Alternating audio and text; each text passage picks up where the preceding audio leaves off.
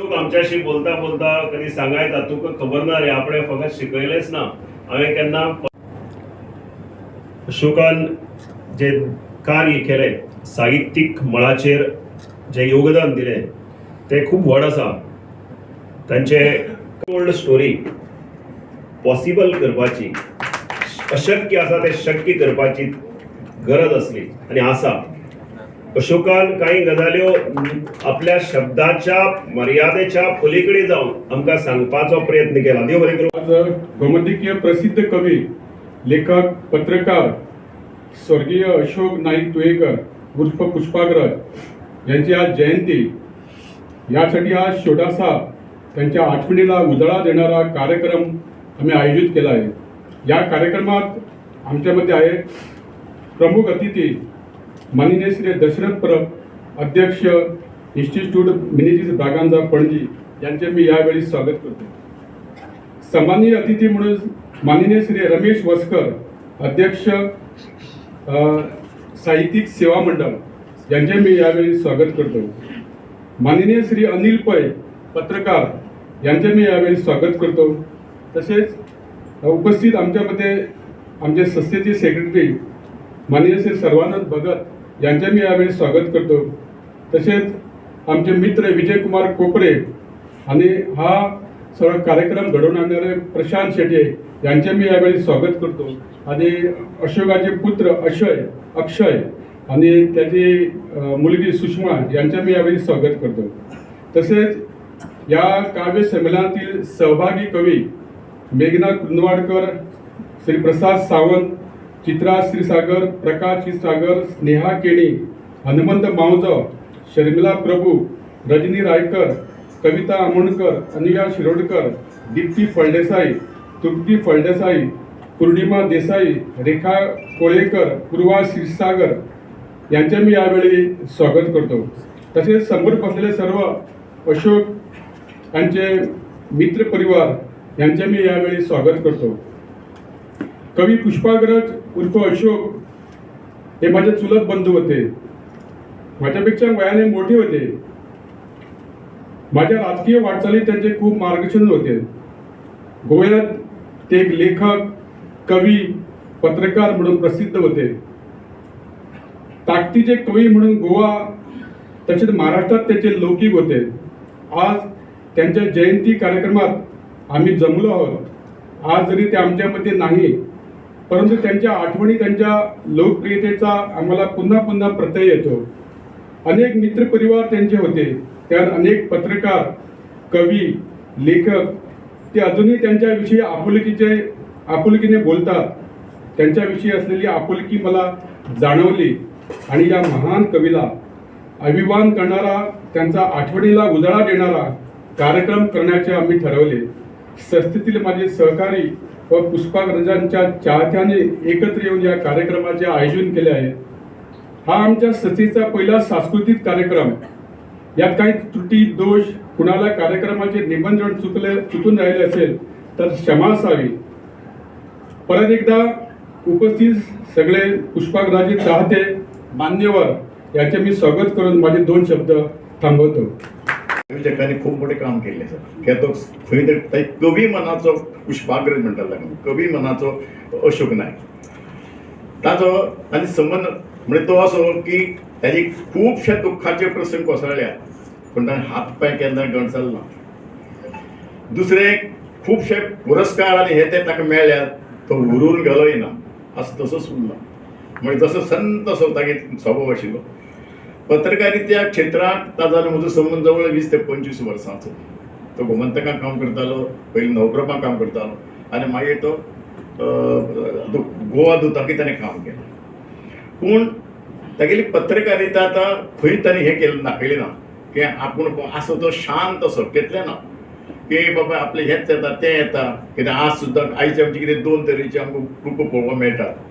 नवे तरेचे पत्रकार जे पळय आज जाल्यात ते 2 बातमी जर ताणें बरयल्यो जायत तर ते व्हडले पत्रकार जातात आनी सगळ्या शाणेपण सांगपाक वतात. म्हणजे हांव सगळेंच म्हणना, थोडेशे. पूण जाणे पत्रकार आसूं सुद्दां, पुलीस आसूं किंवा डिपार्टमेंटार खंयचे लोक आसूं जाचे कडेन एडवायस घेवपाक येता जाल्यार असो एक मनीस अशोक नायक. कित्याक आमी बरोबर फ्रेंड आशिल्ले. आमचे मैफल जाताल्यो, ताजे घरा कडेन मैफल, तातूंत विद्रोह आसा, तातूंत दुख्ख आसा, तातूंत गरीब हातूंतलें दुख्ख आसा, ती सगळे तरेची दुख्ख आसताले आनी विनोदूय आसताले. तो त्या पत्रकाराक किंवा सगळे साहित्यिकांक तो बरोबर घेवन वतालो आनी तांकां कितें कळ्ळें जाल्यार कोणी अशोका जर केन्ना रातचो फोन केलो, दनपाराचो फोन केलो जाल्यार आपल्याक तें कळ्ळें ना कितें तें, तर तें सांगतालो. पूण ही गूण ताजे कडेन आशिल्ले म्हणजे बाबा तूं कळयना तूं कितें आयिल्लो अशें ताणें केन्ना कोणाकच विचारलें ना. सगळ्यांक बरोबर सांगतालो हें कर तें कर तें कर तें कर, हांकू हें उडून हाड तें हाडून हाड अशे तरेचे. आनी ह्यो तागे पत्रकारिते पुरतें तर मोठ्या मोठ्या संपादका कडेन तितल्योच ताजे हें आशिल्लें बरें फ्रेंडशीप आशिल्ली. तेन्नाय तें दुख्ख सगळें पचयलें. बायल गेली तेन्नाय ताणें दुख्ख पचयलें, कोणाक सांगलें ना. तरेतरेचे आपत्ती आयल्यो. ताणें तागेली ही हांगची पळय कोंकण रेल्वेची मडगांव पळय हें बांदलें, कितें कोंकण रेल्वे बांदलें, जमीन ताजी कितली जमीन ताजी. पूण तागे ते जातलें ताणें कितें आपलें दुकान मेळचें आनी कितें मेळचें ताका मेळ्ळें ना. मोठो निराश जालो, मेळना आसूं. पूण आपल्या साहित्या कडेन दुर्लक्ष करून ह्या क्षेत्रा कडेन ताणें केन्नाच कान दोळ केला, आपुणूच बरोवपाक लागलो. हें ताणें विशय सोडले. आनी दुसरें म्हणटा तें आपली घरची जी फॅमिली आसा कितली पयस आसूं किंवा मडगांव आसूं किंवा पेडणे आसूं, तांकां सगळ्यांक बरोबर घेवन वचपाची ताची ताकद आशिल्ली. आपण बदलत्या प्रत्येक ऋतूशी हे काही खरे नव्हे. खरे हे आहे की मी बंदिस्त, खरे हे आहे की मी बंदिस्त आहे तुझ्या जहाबान व्यूहरचनेत. आता अशोकान या कवितेत आपली घुसमटमार दाखयला की जायते पॉलिटिशनां जशी घुसमटमार जाता मागीर ते वेगवेगळ्या कडेन वतात, तशी ताका दाखयली की ताजें आनीक कितें सांगपाक जाय. कसल्या व्यूहरचनेत तो बंदिस्त जाल्लो काय हे सोदपाक आमी खरें म्हणल्यार अशोकाच्या काव्याचेर रिसर्च जावपाक जाय, ताचेर शोध जावपाक जाय. इतले कापस्तादीचे आनी जबाबदारीचे काव्य ताणें तयार केलें. म्हणून हांव म्हणटा अशोक हे वेगळे रसायन. हांवें उदळ म्हणलें की अशोकाक मानाचो पाठ फावो जालो ना. काही वाचक अशे म्हणटात, व्यक्तय करतात आनी ते खरे आसात. म्हजो मित्र आनी अशोक जाका तो अशोकाक गुरू म्हणटा, ताणें तर बरयलाच, विठ्ठल सुकडकर. आमची पुस्तकं तरी पण ज्या वेळेला माझं पहिलं पुस्तक आलं त्यावेळेला त्याच्यावर बोलण्यासाठी अशोक होता पुष्पाकर, आणि त्यांनी अगोदरच उद्गार काढले कुमारपदमध्ये की गोव्यामध्ये नवीन लेखक तयार होतो, आणि ते माझं त्यांनी कौतुक केलं. आणि कौतुकाची थाप त्यांनी ज्या वेळेला माझ्या पाठीवर दिली त्या हुरूपानं मी पुढे पुढे जात राहिलो. आपल्यामध्ये पत्रकार आहेत, मीडियाची लोक आहेत, तुमचं पण मी कौतुक करतो. अशोक नाईककडे अशी एक किमया होती, खरं म्हणजे आपण बघतो की परिस्पर्श केल्यावर लोखंडाचं सोनं होतं, त्याचप्रमाणे अशोकाच्या शब्दाने असा परिस्पर्श होता. त्याच्यामधून साहित्यिक तयार झाले, त्याच्यामधून पत्रकार तयार झाले, त्याच्यामधून विद्यार्थी तयार झाले. अनेक तऱ्हेचं साहित्य क्षेत्रामध्ये योगदान जर कोणी दिले असेल तर ते अशोक नाईक तुयेकर उर्फ पुष्पाकर. त्यांचा जर पूर्व इतिहास आम्ही काढून बघितला, ज्यावेळेला ते चौगुले कॉलेजमध्ये शिकत होते त्यांच्या घरच्या मंडळीची इच्छा होती की त्याने आपल्या धंद्याकडे वळावं. त्यांचं दुकान होतं इकडे मैदानाकडे, पण त्याला तिथे स्वारस्य नव्हतं दुकानाकडे, की मला काहीतरी वेगळंच केलं पाहिजे. आणि ज्या वेळेला ते कविता पाडतात, कविता लिहितात, असं झाला की त्याच्यावरती ओळी चिडायची. परंतु त्यांनी एकच गुण हेरला की आपल्या बाप आहे त्याच्यापेक्षा आपण सवाई बाप होणार नव्हतो. बापाकडे जर एक दोन काहीतरी वस्तू असते तर आपण 3 घेणार, हे मला ते सांगायचे. त्याचप्रमाणे आपल्या ज्या काही अनेक गोष्टी आहेत, गुप्त गोष्टी आहेत, ते मला ते कथन करायचे. आणि अनेकदा खरं म्हणजे त्यांची पत्नी जर आज असती तर त्यांनी सुद्धा त्याची आठवण काढली असते. फोनवर बोलताना एखादा विनोद केला की तो पुन्हा सांगरे म्हणायचे ना आपल्या पत्नीला ऐकून द्यायचं, नंतर ती दोघे असायची. एवढा विनोदी होता. ज्यावेळेला तो नवप्रभेमध्ये उपसंपादक म्हणू लागला त्यावेळेला तिथले संपादक लक्ष्मीदास बोरकर यांच्या संबंधीची चर्चा झाली. मी तुम्हाला सांगू शकत नाही कारण महिला वर्ग जास्त आहे, कारण तुम्ही दशरथ परबकडे वगैरे खूप खाजगीत बोलताना सांगतो. आपल्या कवीला तर त्यांच्याकडे खूप गुण होते, कथा, कविता, कादंबरी, नाटक आणि संपादकीय विभाग. तर मी प्रशांतला सांगितलं की आपण एक वर्षी संपादकाला पुरस्कार देऊया त्यांच्या नावाने, एका वर्षी कवीला देऊया, एखाद्या वर्षी कादंबरीकाराला देऊया. आणि हा जर पुरस्कार असे देत जर राहिलो आपण तर लोक उत्सुकतेने बघतील की आपला नंबर कधी लागतो ह्या पुरस्कारासाठी. आणि पुरस्काराचा दर्जा वाढला पाहिजे. हा पुरस्काराचा दर्जा असा वाढला पाहिजे की लोकांना वाटलं पाहिजे मला हा मोठा पुरस्कार अशोक पुष्पराजाच्या नावानं मिळाला तर माझा साहित्याचा सार्थक झाला म्हणून. हे आपण करा असं मी म्हणतो. आणि हे काय आपल्याला सहकार्य लागेल इन्स्टिट्यूट मिनीचे दादांचं आहे, साहित्य सहमंडळ आहे आणि आपले सगळे त्यांचे पुत्र आहेत ते सुद्धा सगळी मदत करायला तयार होईल. त्यांचं तुळ्यामधील जे घर आहे त्या वास्तूचं सुद्धा त्यांचं नामकरण अशोक नाईक तुळेकर यांच्या नावाने झालं पाहिजे आणि ती वास्तू टिकली पाहिजे. कारण त्यांचा मुलगा परदेशामध्ये काम करतो, कन्या आहे ती मडगावमध्ये राहते आणि घर बंद असून चालत नाही, परंतु त्यांच्या नावानं ते घर तिथं टिकलं पाहिजे. आणि जसे आपण मोठे मोठे घरात लेखकांची घरं टिकून ठेवलेले आहे त्याचप्रमाणे ज्या वेळेला लोक पेडण्याला जातील, एअरपोर्टवर मोपाला जातील, त्यावेळेला पुष्पागरचं घर कुठं आहे ते बघण्यासाठी लोक तिथं गेले पाहिजे. कारण त्यांना आपल्या गावाबद्दल, आपल्या देवीबद्दल आणि त्यांच्या घराच्या बाजूला ते भूमिपुरुष होता, त्याला भिप्रुस म्हणतात. त्या भिप्रुस ते खूप भजनाचं वगैरे सांगायचं. एखाद्या गावात तिथं चिवई म्हणून एक गाव आहे तिथं, तर ते भजन करणारे कॉम्पिटिशन पडाकडे तर चिवईतनं तो तबला वाजवतो ना त्याच्याशी मी त्याला पाडतो, तो मला पाडतो, अशा प्रकारच्या चर्चा व्हायची. हे सगळं जिवंत झालं पाहिजे. आणखी माझी कधी शोक लोकांना दाखवला नाही, कदाचित मनामध्ये आम्ही म्हणतात गिळलो असतलो, कोंकणीत म्हणतात ताका गिळो ताणें आनी ती हिंमत ताच्याक आसली. देव प्रत्येकाक हे सामर्थ्य पेलपाचे ताकद दिना पूण अशोका कडेन आसली. 25 जून 1953 साली कॉमेडी करपाची ताका एक आवड आशिल्ली. आपूण केन्ना आसनालो, दुसऱ्याक आसयतालो असली ताकद ताचे कडेन आसली. मोठ्या मनाचो दिलदार व्यक्तिमत्व.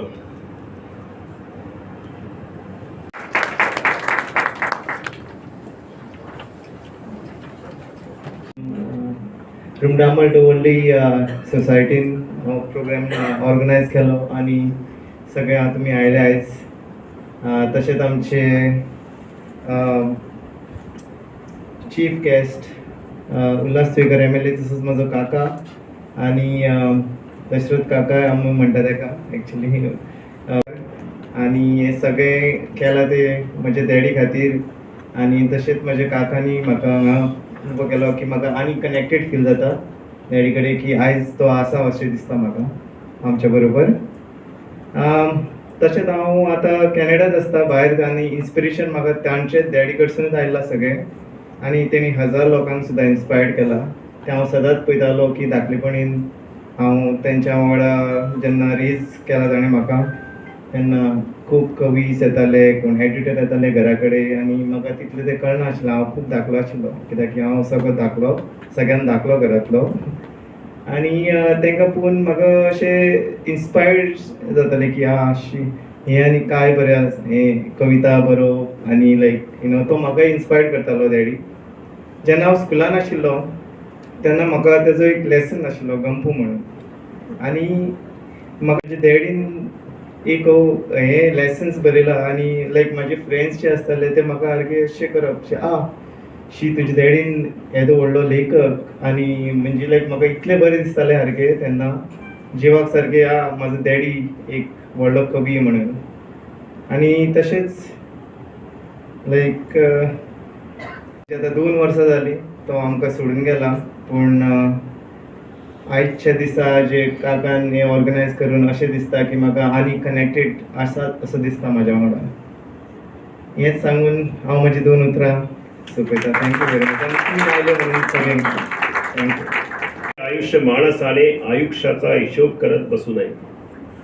पुसून टाकावी आपली प्रतिमा पुन्हा पुन्हा. आरशासमोर उभे राहावे. स्वतःलाच अपरिचित होण्या इतके बदलून जावे माणसाने. कितली ताकद पळय त्याच्या शब्दात, कितें सांगता तो. आमी केन्ना केन्ना फ्रस्ट्रेट जातात, नाका हें जीवन, ही समस्या ती समस्या, हे टेन्शन तें टेन्शन. प्रत्येक दिवसाक तुज्यान बदलूंक जाता आनी ती बदलपाची हिम्मत आमच्या भितर आसूंक जाय. आनी अशोकानी दाखयली ती.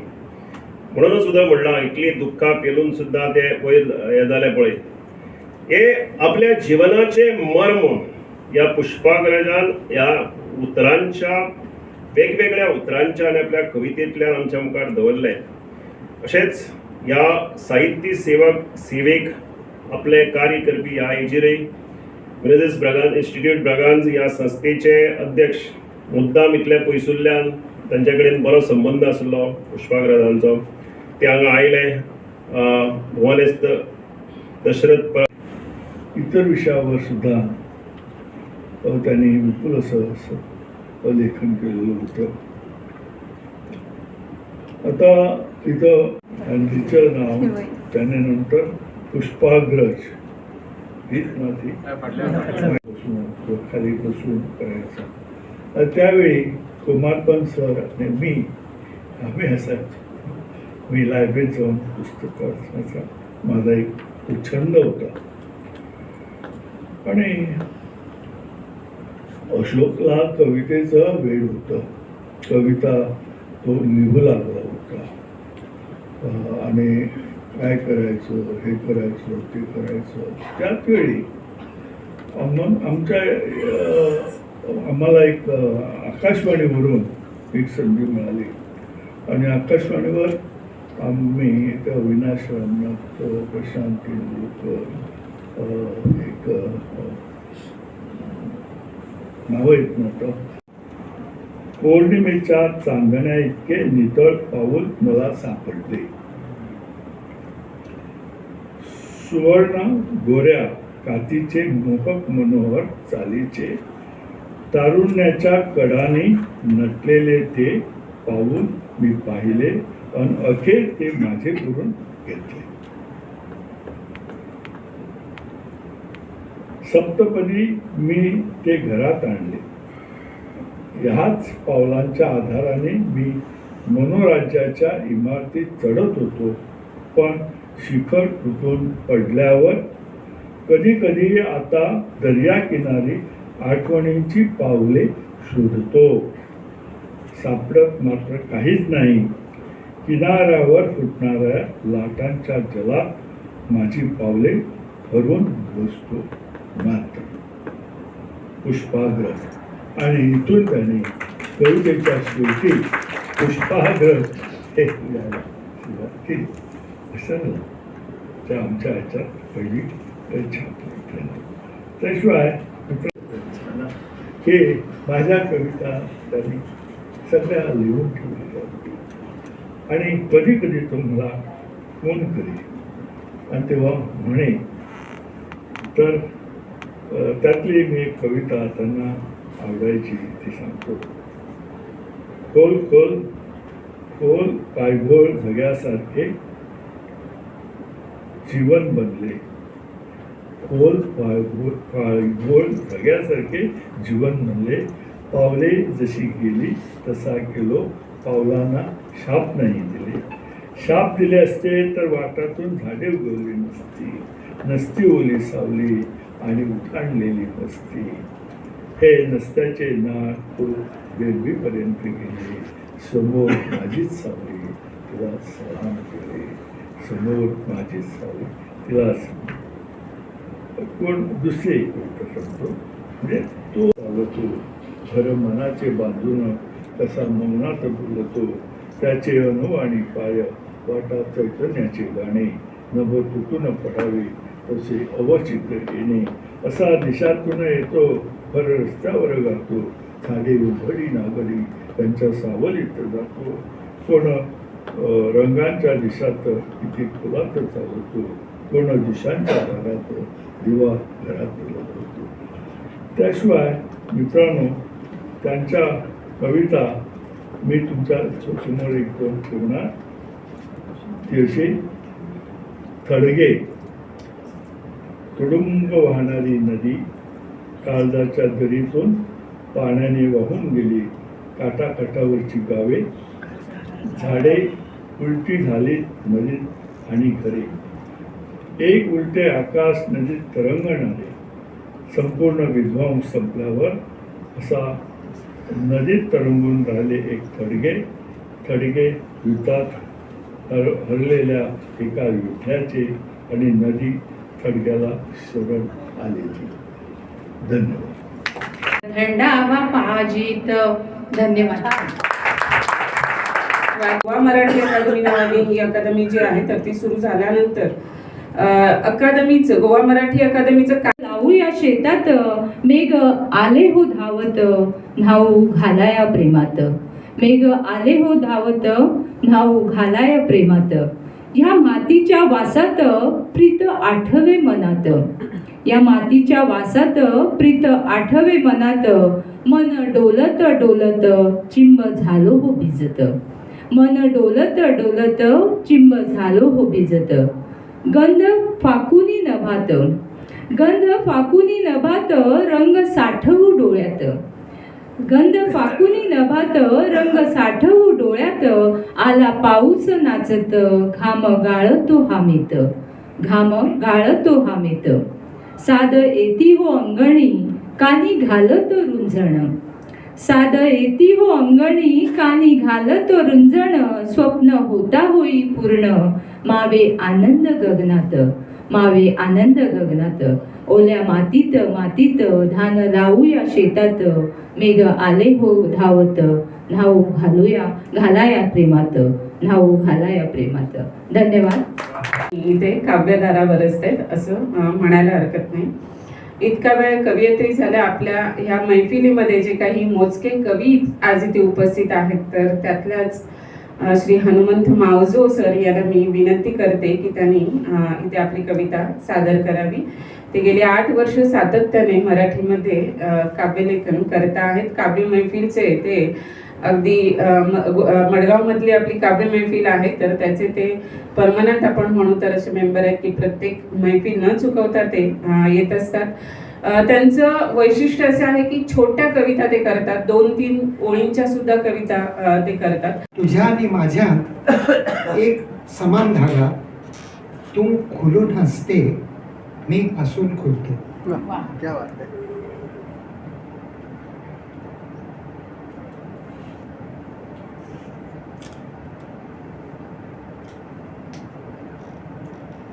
जरासा कुठे सावरत होतो, जीवनभर कष्टात वावरत होतो.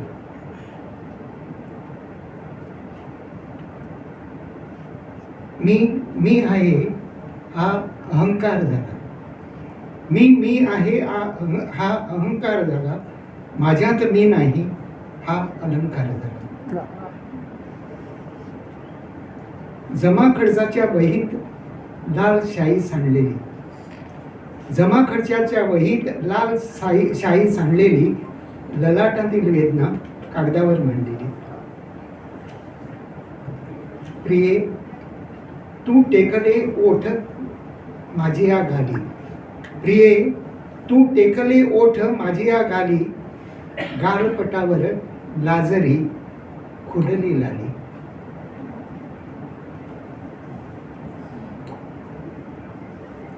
तिरडी तुमची सजवून ठेवा, तिरडी तुमची सजवून ठेवा, कळेना कधी थांबेल श्वास, इथे ना कुणाचा ठाम पत्ता, नाही कायम छत्र निवास, तिरडी तुमची सजवून ठेवा. टिपतो लेखणीचा दरारा मी वहीत जेव्हा, टिपतो लेखणीचा दरारा मी वहीत जेव्हा, शहारतो वाचकही वाचताना वचक शब्दांचा. कसा हटू मी उन्हातून, कसा हटू मी उन्हातून, असता हजारो सावलीत माझ्या.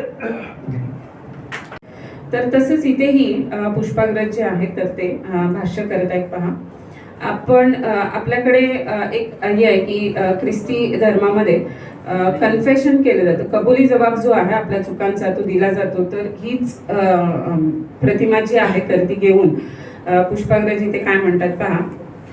मी माझ्या आयुष्यातील सगळीच पापे इथे तुम्हाला बोलून दाखवली तर कदाचित माझ्या मनाला समाधान मिळेल, पण तुम्ही माझे सगळेच गुन्हे माफ कराल असे मला वाटत नाही फादर. मेरी मातेला तरी कुठे माफ केलं होतं त्यांनी. किती मलिन असतात आपली पावले, मातीचेच पाय असतात जिकडे तिकडे. बलात्कार केला नाही कोणावर, पण बलात्कार सदृश्य गुन्हे झालेच असतील हातून. खूनही केला नाही मी कोणाचा, पण खूनशी विचार माझ्या मनात कधी आलेच नाहीत असे छाती टोकपणे सांगता येणार नाही. चोरीही केली असेल कधी मधी, तशा सगळ्याच वाईट गोष्टी लक्षात राहतात असे तरी कुठे आहे फादर? फादर, एक सांगता येईल तर सांगा आकाशीच्या बापाला. फादर, एक सांगता येईल तर सांगा आकाशीच्या बापाला की हे पोर फार नसेल कदाचित, पण थोडे तरी माणसाळेच या जगात येऊन. थोडे तरी माणसाळेच या जगात येऊन. अंतरंगातील भाव शब्दात फुलताना गंधाळतात कविता. अंतरंगातील भाव. खुश आहे मी, माझ्या डोळ्यात तो दिसतोय ना, पूर्ण आहे मी. माझ्या कृतीत त्याची छबी दिसते, दिसेलच. माझ्या कृतीत त्याची छबी दिसते, दिसेलच. अहो, त्याच्यासाठी तर आहे मी, माझे जग आणि माझा श्वासही. त्याच्यासाठी तर आहे मी, माझे जग आणि माझा श्वासही. खुश आहे मी तो माझ्यात समावताना, खुश आहे मी तो माझ्यात समावताना, खुश आहे मी त्याच्यासाठी स्वतः जळताना. अहो, प्रकाश पडतोय ना भोवताली, दिपतात ना डोळे साऱ्यांचे, आणि हो, हा अंधारही लपतोय. मग मी खुश का असणार नाही? किनाऱ्याची ओढ मला का नाही सखे, किनाऱ्याची ओढ मला का नाही सखे. पण किनारा तेव्हाच सुटला जेव्हा पावले नौकेत या विसावली. पण किनारा तेव्हाच सुटला जेव्हा पावले नौकेत या विसावली. नौका सोडताना आई बोलली होती, नौका सोडताना आई बोलली होती, हा समुद्रच आता तुझी हार जीत, आता यापुढे किनारा नाही. हा समुद्रच आता तुझी हार जीत, आता यापुढे पुन्हा किनारा नाही. पाण्याशी वैर कसं चालायचं सखे, पाण्याशी वैर कसं चालायचं सखे. नौकेला छिद्र कसं पाडायचं सखे, पाण्याशी वैर कसं चालायचं सखे. नौकेला छिद्र कसं पाडायचं सखे. जाणूनही सारं स्वतःला लाटात कसं झोकायचं सखे, जाणून सारं काही स्वतःला लाटात कसं झोकायचं सखे. पण सखे एक दिवस येईल, पण सखे एक दिवस येईल जेव्हा हा समुद्रच माझा सखा होईल. जिंकण्याचा माझा जोश पाहून हा किनाराच माझ्या नजीक येईल. या क्रूर निर्दयी लाटांना मायेचा पाझर फुटेल अशी आशा आहे सखे. पण एक दिवस येईल जेव्हा हा समुद्र माझा सखा होईल. जिंकण्याचा माझा जोश पाहून हा किनाराच माझ्या नजीक येईल. या क्रूर निर्दयी लाटांना मायेचा पाझर फुटेल अशी आशा आहे सखे. पालवी फुटणार का, जून झाले खोड आता, पालवी फुटणार का. आंबलेले पीठ मगही भाकरी मळणार का. रंगली चर्चाच सगळी आज त्यांची पाठवळता, रंगली चर्चाच सगळी आज त्यांची पाठवळता. पोरगी गेली पळवली ती परत फिरणार का, पोरगी गेली पळवली ती परत फिरणार का. जून झाले खोड आता, पालवी फुटणार का. आणि एक कविता घेतली, आता मी गजल घेत नाही. वारा पिसाटला असा झाडे थरवून गेली, वारा पिसाटला असा झाडे थरवून गेली. पिल्ले घेऊन पोटाशी पाखरेही चूप झाली.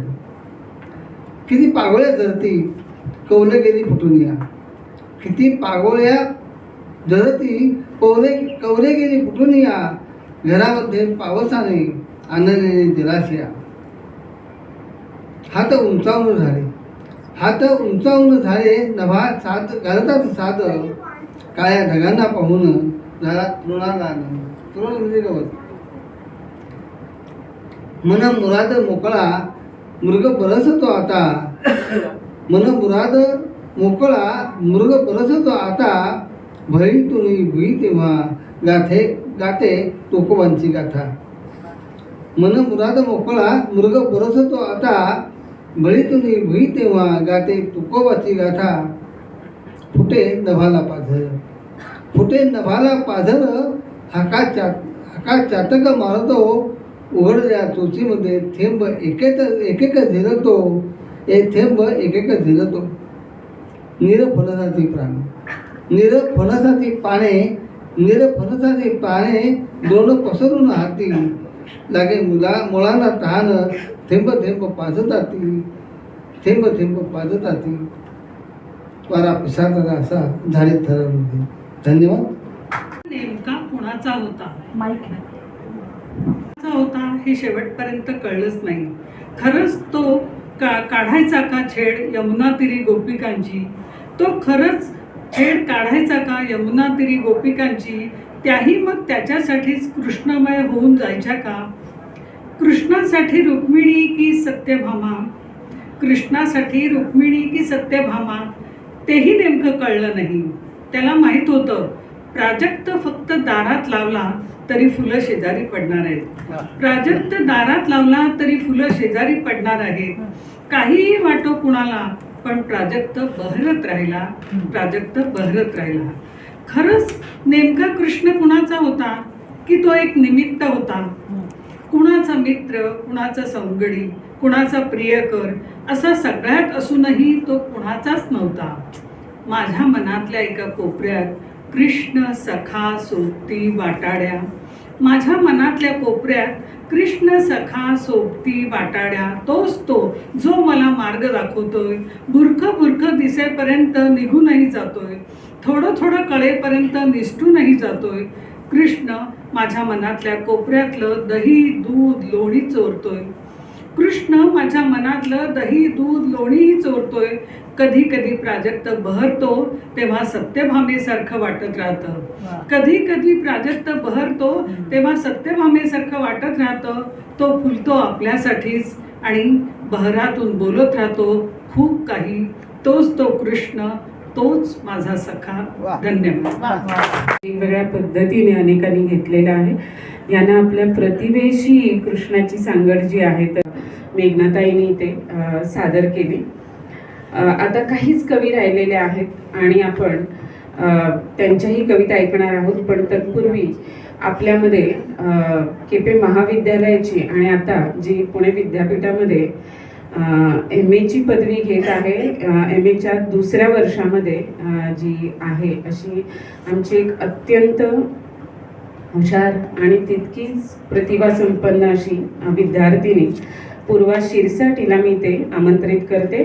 ती मी निघाले घरी जाण्यासाठी, हो माझ्या हक्काच्या घरी. घर घर घर करत राहिलं माझ्या मनात, तेच ते हक्काचं. मी उठले, चालू लागले, धावू लागले, पडू लागले घरासाठी. धुंडाळले माझे परिचित अपरिचित रस्ते फक्त यासाठी की मिळावं फार फार वर्षापूर्वीची ओळख असलेलं, असं वाटलेलं, काल परवा भेटलेलं ते घर हक्काचं. ते घर हक्काचं. गरगरत राहिले, भिरभिरत राहिले, पण गोल गोल फिरून चक्कर यावी अगदी तसं झालं. पण गोल गोल फिरून चक्कर यावी अगदी तसं झालं. काळोखाची वर्तुळं होत गेली मोठी. काळोखाची वर्तुळं होत गेली मोठी, भली मोठी, इतकी की मला गिळंकृत केलं. इतकी की मला गिळंकृत केलं. तरी तिथंही दिसत राहिले सिमेंट कॉन्क्रीटचे रस्ते. तरी तिथेही दिसत राहिले सिमेंट कॉन्क्रीटचे रस्ते, भरधाव वेगाने सुसाट पळणाऱ्या गाड्या. तोच तो मनुष्य प्राण्यांचा गोंगाट. तोच तो मनुष्य प्राण्यांचा गोंगाट. पण त्यातही ऐकू येतोय तो आर्तस्वर. पण त्यातही ऐकू येतोय तो आर्तस्वर. काळजीने भरलेला, काजळाची तीट ल्यालेला. काळजीने भरलेला, काजळाची तीट ल्यालेला. अजून कुठं आहेस ग? अजून कुठं आहेस ग? एवढा वेळ कसा झाला? लवकर घरी ये, मी वाट बघतीये. लवकर घरी ये, मी वाट बघतीये. गलबलून येतंय, गलबलून येतंय, मन जडावलंय, भार पेलवत नाहीये, पण वाटही सापडत नाहीये घरी जाण्याची. पण वाटही सापडत नाहीये घरी जाण्याची. हक्काच्या घरी नुसतंच चाच पडणं, अंधाराच्या कुशीत अमावस्येचं गुपित शोधणं. नुसतंच चाच पडणं, अंधाराच्या कुशीत अमावस्येचं गुपित शोधणं. चंद्रनाम मात्र, चंद्रनाम मात्र, पृथ्वी नाम मात्र, एवढंच काय सूर्यही नाम मात्र. खरं अस्तित्व काळोखाचं, खरं अस्तित्व काळोखाचं दिशाहीन, आकारहीन, ना डोळे ना नाक, काही नाही, ना जन्म ना मृत्यू, फक्त काजळत काळोखत राहणे. काळोख बनणं येरा बगाड्याचं काम नाही, काळोख बनणं येरा गबाळाचं काम नाही.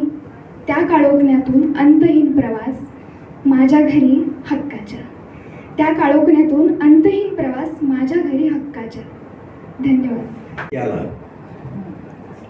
तिने पाहिले होते त्याला, पण तिने मला पाहिल्याचा मला भास झाला. तिने पाहिले होते त्याला, पण तिने मला पाहिल्याचा मला भास झाला. नंतर कळून आले की तिचा एक डोळा तिरका होता. तिने मला पाहिले हा मला भास झाला.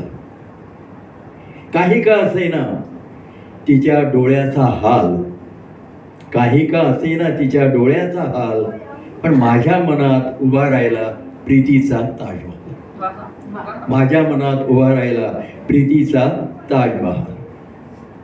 मीही तिच्याकडे त्याच नजरेने पाहिले होते. मीही तिच्याकडे त्याच नजरेने पाहिले होते. तिलाही असाच भास झाला असेल का? तिच्याही मनात एखादा ताजमहाल उभा राहिला असेल का? असे काही कित्येक महिने गेले. असे कित्येक महिने गेले आणि एक दिवस तिच्या वडिलांकडून लग्नाचा होकार आला. आणि एक दिवस तिच्या वडिलांकडून मला लग्नाचा होकार आला आणि आमच्या भ्रमाचा शेवट गोड झाला. भ्रमाचा शेवट गोड झाला. कवितेचं नाव आहे शब्दांचे भावविश्व. भावविश्व माझे शब्दांनी फुललेले, भावविश्व माझे शब्दांनी फुललेले, शब्द संपताच सारे विश्व संपलेले. मनातील भावते विश्वात सांडलेले, मनातील भावते विश्वात सांडलेले, शब्दात गुंफुनी ते काव्य बनलेले. मनातील भावते विश्वात सांडलेले, शब्दात गुंफुनी ते काव्य बनलेले, भावविश्व माझे शब्दांनी फुललेले. पावसाची कविता पावसातच गावी, पावसाच्या सरी